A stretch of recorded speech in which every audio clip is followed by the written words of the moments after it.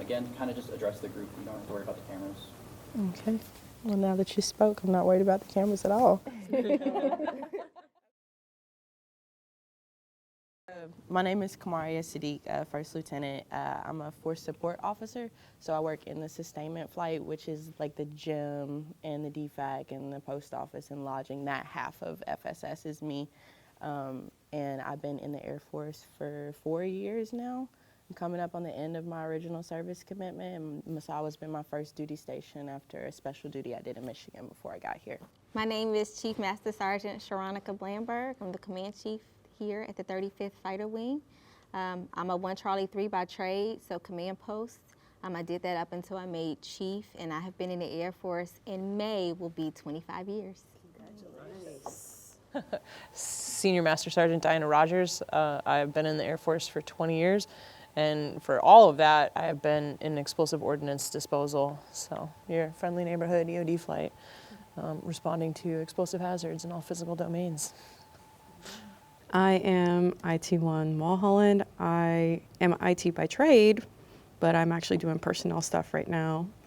And I've been in the Navy for 6 years, made E6 under 6. I actually love what I do, both for the IT scope. This is actually my second base. I am Master Sergeant Erin Worley, but I go by Taylor. I've been in the Air Force for 22 years. It'll be 23 in January.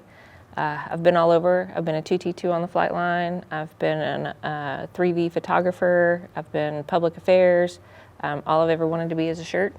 So now I'm the first sergeant for the 35th MXS, and I've got about 650 to 680 people, depending on the time of year, that we take care of over there. Are all of you guys the one or like the few of women where you're at? I'm the only female first sergeant on Misawa, but there's actually quite a few flights and maintenance that have females in it. I mean, it's not a huge showing, but with 600 and something people, you're going to have a lot of females in there. I'm actually I'll say I was the only one, and that was until Chief results came out. So although Senior introduced herself as Senior Master Sergeant Rogers, she is actually Chief Master Sergeant Select Rogers. And so now there are 2. But you're the first female command chief here at Misawa, correct? I am. What does that mean to you, and how do you feel that you've kind of broken that ceiling here at Misawa? It's humbling. I think that's the one word that I can consistently use to describe it. And like I said in a previous conversation, I didn't know that I was the first. And so coming here, seeing it means a lot to me, and I know it means a lot to everyone else too. Representation matters, and I think it gives people hope that that's something that they can aspire to be. And sometimes you don't know that you can be something until you see it.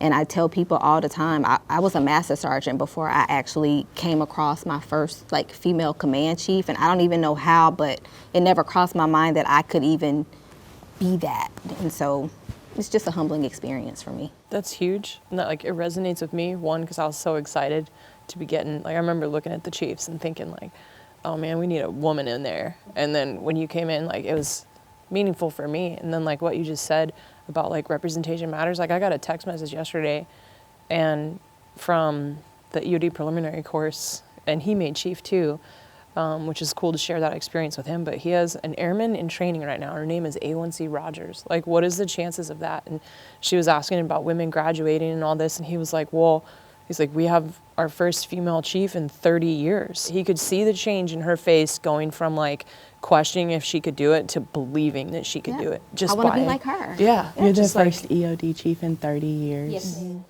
Oh female. my goodness. Yeah. Congratulations. That's crazy that we're here in this small place in Misawa, Japan, and both of y'all are the first of the category that you're in, and you're the one of the category that you're in, and it's super sad.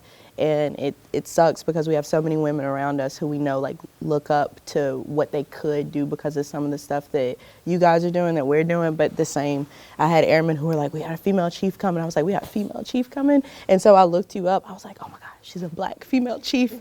And I haven't even come across when you're a young CGO, you're looking for senior NCOs who you can trust, who you can talk to, you can bounce your ideas off of. And none of them have been women for me until I moved to FSS as Senior Alamar over there.